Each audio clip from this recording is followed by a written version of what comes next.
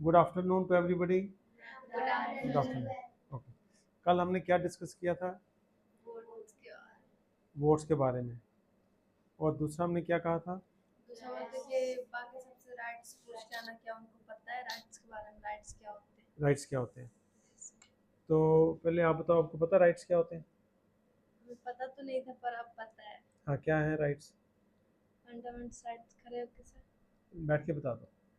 Right to life, जीवन का अधिकार, राइट टू फूड, खाने का अधिकार, राइट टू शेल्टर, छत का अधिकार, राइट टू एजुकेशन, पढ़ने का अधिकार, राइट टू इक्वलिटी, बराबर बराबर मानने का अधिकार, राइट टू हेल्दी इन्वायरमेंट, साफ वातावरण में सभी नागरिक को रहना चाहिए, और राइट टू हेल्दी इन्वायरमेंट मतलब साफ सफाई में रहना चाहिए, right to life with human dignity, हर इंसान को इज्जत के साथ जिंदगी जीने का अधिकार है, और राइट टू लाइवलीहुड, हर इंसान को किसी भी चीज जरूरत पूरी करने के लिए मतलब काम की जरूरत। राइट टू लाइवलीहुड का मतलब है कि गवर्नमेंट की रिस्पॉन्सिबिलिटी है ये इंश्योर करना कि हर नागरिक को अपनी जीविका कमाने के लिए, अपना साधन कमाने के लिए काम मिले, वो काम करे और उस काम के माध्यम से अपने साधन कमाए, उससे अपने घर के बच्चों का पालन पोषण करे, रोटी के लिए जो आटा दाल चावल है खरीद पाए, उसको मुफ्त आटा चावल लेने की ज़रूरत नहीं पड़े। ना पड़े। ये किसकी जिम्मेदारी है? गवर्नमेंट की। गवर्नमेंट की। और गवर्नमेंट कौन बनाता है? जिनको हम चुनते हैं। चुनते हैं, चुनने वाले हम लोग हैं ना। यस। हम कैसे चुनते हैं? वोट डाल के। वोट डाल के। इसका मतलब ताकत वोटर के पास ज़्यादा है या चुनने वाले के पास ज़्यादा है? वोटर्स। वोटर के पास। लेकिन उल्टा हो रहा है कि जो चुना हुआ है वो ज़्यादा ताकत दिखा रहा है। यस। क्यों दिखा रहा है? क्योंकि वोटर के पास वोटर्स पर नॉलेज नॉलेज नहीं नहीं है। तो जब सही नॉलेज नहीं है तो वोटर को अपने राइट्स भी नहीं पता, नहीं पता। है ना। तो अब हमने कल कहा था कि हम डिस्कस करेंगे कि राइट्स पता करेंगे। आपने पूछा किसी से? जी मैंने पापा से पूछा। हाँ। तो मतलब जो राइट्स आप हमें बताए वो उनको तो नहीं पता उतना कुछ, हम्म। पर बोल रहे थे कि हमें वोट डालने का अधिकार है, वैसे ही हमारे बहुत कुछ अधिकार है, जैसे खाना हम खाते हैं तो कोई हमें ये नहीं बोल सकता कि हम खाना क्यों खा रहे हैं, वो भी हमारे अधिकार है। मैंने बोला जीने का अधिकार, तो बोला वो भी पता है कि हम सबको जीने चाहिए। कुछ कुछ राइट्स पता है, कुछ कुछ नहीं पता। अच्छा, कुछ कुछ पता, कुछ कुछ नहीं नहीं पता। पता। और किसी से पूछा आपने? मम्मी से पूछा तो मम्मी को तो बिल्कुल ही नहीं पता क्या होता है।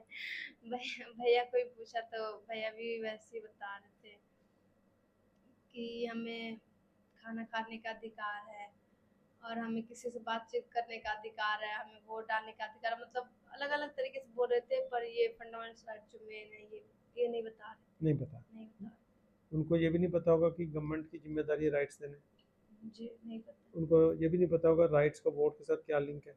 नहीं ये भी नहीं पता। है ना। हाँ जी। सर जी मैंने पूछा था तो किसी को नहीं उधर पता है कि राइट क्या होता है। किसी को भी नहीं पता राइट्स क्या होते हैं। सर मैंने लाला अंकल जी से पूछा। हाँ। वो अपने दुकान के एग्जांपल दे रहे थे। हम्म। जैसे हमें 10 रुपए की मैगी लेने गए ना, हाँ। 10 रुपए मैंने हमको दे दिया, मैगी मेरे को मिल गया तो मैगी के ऊपर मेरा आ गया, हम्म। और जो 10 रुपए है वो लाला अंकल जी के ऊपर आ गया। हम्म। ऐसे कौन समझा रहा था? लाला अंकल हमने पूछा ऐसे। हाँ, देखो ये होगी कंसिडरेशन। जैसे आपने 10 रुपये दिए, हमने बात की थी ना, ओनरशिप पढ़ा था हमने। ओनरशिप में पढ़ा था ना कि कोई सामान लेना है, हम कैसे प्रूव करेंगे कि वो सामान के ओनर कौन है, मालिक कौन है। मालिक वो होगा जो कंसिडरेशन देके सामान खरीदेगा।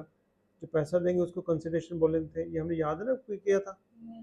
ठीक है, कल को कोई पुलिस वाला बोले कि ये चोरी का सामान है, तो हम कैसे प्रूव करेंगे? हम उस क्या दिखाएंगे? बिल दिखाएंगे। बिल दिखाएंगे। बिल से पता चल जाएगा कि ये बिल हमारे नाम पे कटा, और फिर हम दिखाएंगे कि हमने पेमेंट दी है। वो कंसिडरेशन है। ठीक है, ये तो ये हो फंडामेंटल राइट। ये तो फंडामेंटल राइट नहीं है ना। ये तो आपने पैसे दिए तो आपको सामान मैगी का पैकेट मिला, है ना, तो आपका राइट बना। लेकिन जो फंडामेंटल राइट है उसके लिए तो कोई पैसा नहीं देना। वो डिफरेंस है। वो लाला को पता था कि नहीं? नहीं पता था। हाँ जी। सर मैं भी दुकान गई थी तो अंकल से पूछी कि आपको राइट्स के बारे में पता है, तो बोला कुछ कुछ पता है। कौन कौन से पता है? ऐसे ही जीवन जीने का हाँ। अधिकार है, खाना खाने का अधिकार और शिक्षा का अधिकार। अच्छा, फिर लाला जी से पूछा कितने बच्चे जो सड़कों पे भीख मांग रहे हैं उनको शिक्षा क्यों नहीं मिल रही, अगर अधिकार है तो? हम्म। कुछ नहीं बोले, क्योंकि लोगों को ज्ञान नहीं है। ऊपर सुनी सुनाई बातें हैं, गहराई से ज्ञान किसी के पास भी नहीं है। हाँ जी सवित्री। सर मैं भी एक अंकल से पूछी थी, उनका नहीं पता था? अपने मम्मी पापा से पूछा? मुझे तो उनको भी नहीं पता। वोट डालते हैं लेकिन उनको ये नहीं पता कि राइट्स और ड्यूटीज़ क्या होती हैं, है ना? तो हम वोट क्या सोच के डाल रहे हैं हमें पता ही नहीं है। जो भी बातें उन्होंने कहा कि हम वोट ये सोच के डालते हैं, इसका मतलब वो सारी की सारी अब आपको पता चलेगा कि गलत प्रूव हो रही है, क्योंकि उनको पता ही नहीं राइट्स क्या होते हैं, देश कैसे चलता है। हाँ जी।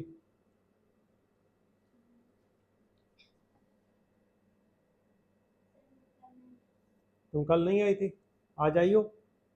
आज सुन लिया आपको आज के लिए क्या काम है? यही काम है जो करके आना है कल के लिए, ठीक है? आपने लोगों को कांटेक्ट करना है, माँ बाप से पूछना है राइट्स क्या होते हैं, ठीक है? हाँ जी, सिट डाउन। सर मैंने ना पेड़े वाली आंटी से पूछा, हाँ। आंटी बोल रही थी मैंने पूछी वोट डालते हो नहीं, आंटी ने बोली मैं डालती हूँ मोदी को। तो फिर मैंने बोली क्या सोच समझ के डालते हैं, तो बोले रोड बनाते हैं, बिल्डिंग बनाते हैं, स्कूल बनाते हैं, इसीलिए डालते हैं। और हमें आई-कोड में ना हमारी वो डालती है आधार कार्ड, और जब हम सब वो घर जाते हैं तो वो नाम वहाँ से कट जाती है और वहाँ से राशन सब मिलता है। अच्छा, आंटी कितनी पढ़ी लिखी थी? पूछा आपने? अगर राइट स्कूल बनाते हैं तो बोलो आंटी आप पढ़ के आए हो, पूछा आप उनसे? पढ़े नहीं है तो फिर पूछो आप कौन से स्कूल की बात कर रहे हो, आप तो पढ़े नहीं। बोलो कौन से स्कूल में गए थे फिर? अगर सरकार ने स्कूल बनाए होते फिर आप स्कूल में जाते ना, बोलो आप स्कूल में क्यों नहीं गए फिर?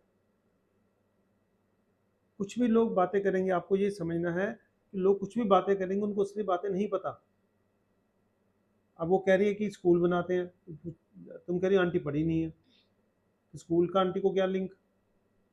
सोचा ना, ये सारी हमने सोचना है। हाँ जी, सिट डाउन। मैंने एक अंकल से पूछा था क्या पूछा था? कि आपको अधिकार के बारे में पता है? हाँ। तो अंकल ने कुछ नहीं बताया। कुछ नहीं पता उनको? अच्छा, अपने पेरेंट्स से पूछा, माँ से बाप से? क्यों? आज उनसे पूछो कि आपको पता है हमारे देश में राइट्स क्या हैं, हमारी ड्यूटीज़ क्या हैं। हम लोग जीवन जी रहे हैं पर हमें पता नहीं है। हाँ जी।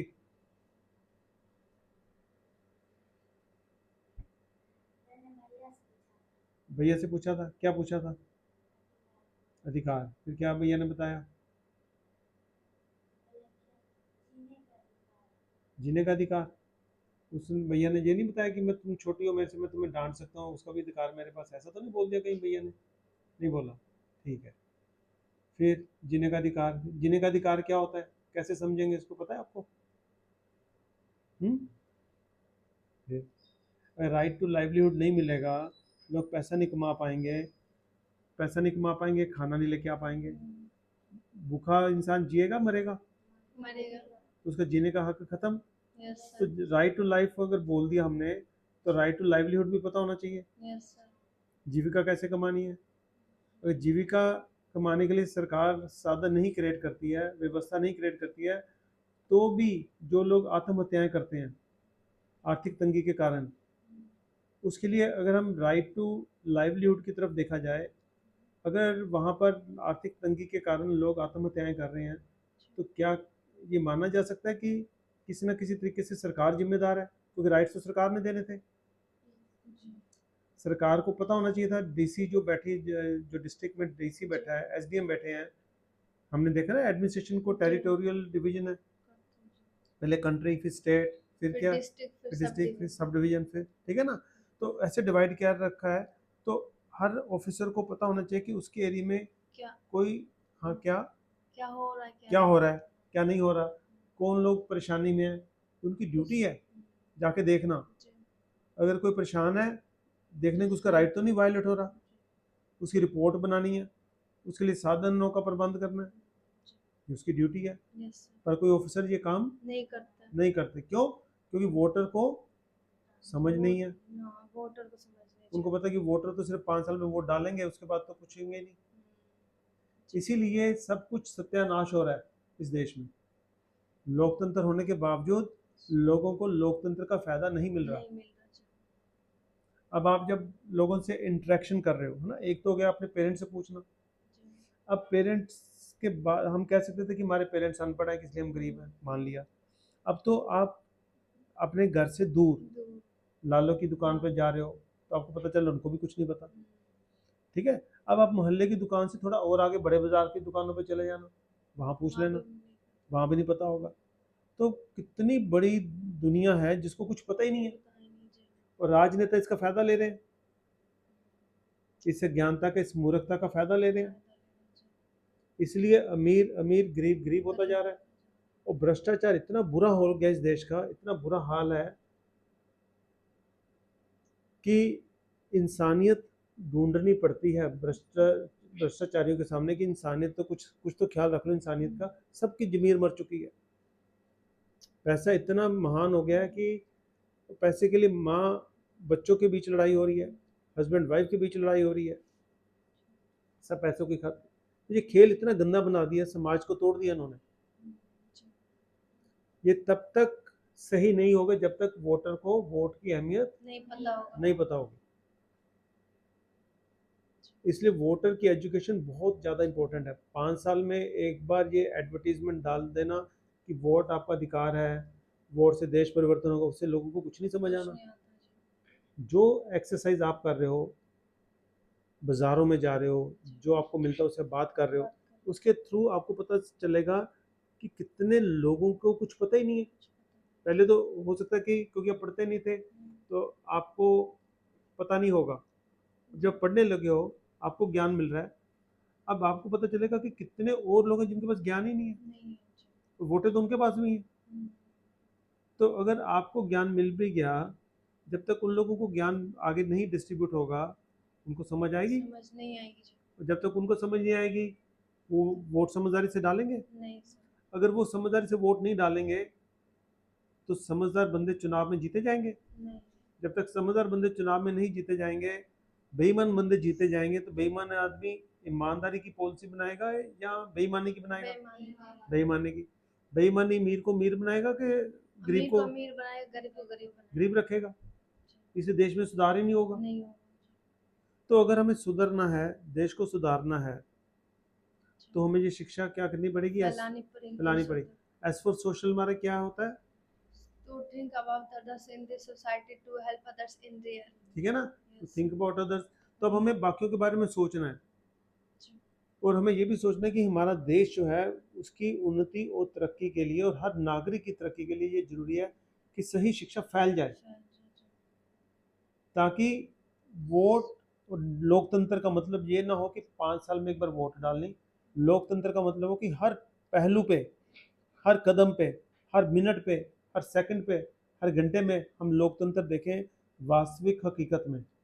हमारे ही सामने हमारे ही चुने हुए नुमाइंदे ये सिक्योरिटी गार्ड्स लेके ना घूमते नजर आए और हमें मिले ही ना। हम मिलने जाए और सिक्योरिटी गार्ड के जी साइड में हो जाओ, जैसे वो ऊपर से फेंके हुए हो। अगर हम नहीं शिक्षा लेंगे सही, तो हमें हर बंदा जिसका जो दिलचस्पी है, चाहे कोई धर्म के नाम पे, कोई जाति के नाम पे, वो शिक्षा देगा जिससे हम उनके हो जाएं, जी। उनके अधीन हो जाएं, उनके गुलाम हो जाएं। आज़ादी की शिक्षा हमें नहीं मिलेगी। आज़ादी तब मिलेगी जब हमारे पास आज़ादी की शिक्षा होगी। जिन लोगों ने आज़ादी के लिए संघर्ष किया उन्होंने अपनी जानें कुर्बान की। भगत सिंह, राजगुरु, सुखदेव, उधम सिंह, कितने लोग हैं, लाला लाजपत राय, सुभाष चंद्र बोस, इन्होंने अपनी जानों की परवाह नहीं की थी देश की आज़ादी के लिए। इन्होंने थोड़ा कहा था कि देश आज़ाद होने के बाद हम भारतीयों के गुलाम हो जाएंगे। हम क्यों गुलाम हुए दोबारा अपने लोगों के? क्योंकि उन्होंने गुलामी का सिस्टम अडॉप्ट किया हुआ है। वो तब तक चलता रहेगा जब तक लोगों के पास सही शिक्षा नहीं मिलेगी। शिक्षा भी ये गुलामी की आ रही है हमारे पास कि हम पढ़ लिख के बंदे जो रिश्वत ले रहे हैं तो गुलामी कर रहे हैं। पढ़ लिख के बंदे सरकारी पदों पे बैठ के दूसरों को तंग परेशान कर रहे हैं, वो गुलामी है। हमारी गुलामी हमसे करवा रहे हैं, हमसे रिश्वत मांग रहे हैं। तो ये भ्रष्टाचार अगर ख़त्म करना है, अमीरी गरीबी का फासला ख़त्म करना है, हर नागरिक को एक अच्छा स्वच्छ जीवन, जो हम कहते हैं ना, right to life with human dignity, इज्जत वाली ज़िंदगी, वो जीनी है, तो हमें सही ज्ञान की, नॉलेज की बहुत बहुत ज़रूरत है। जब तक वो हम नहीं करेंगे तब तक हमारे देश का कल्याण नहीं होगा। ठीक है, तो इसलिए बहुत ज़रूरी है कि हम अब जो राइट्स का, पहले हम वोट का पूछते थे ना कि वोट क्यों डालते हैं, किसको डालते हैं, क्यों डालते हैं, ये हम बातें कर रहे थे पहले। तो अब हमने राइट्स जोड़ दिया। ठीक है, तो जब हम वोट और राइट को लिंक करेंगे, उसके बाद अगले हम ड्यूटी को लिंक करेंगे। ड्यूटी हमारी क्या है? ठीक है, तो ऐसे एक एक चैप्टर को हम जोड़ते जाएंगे।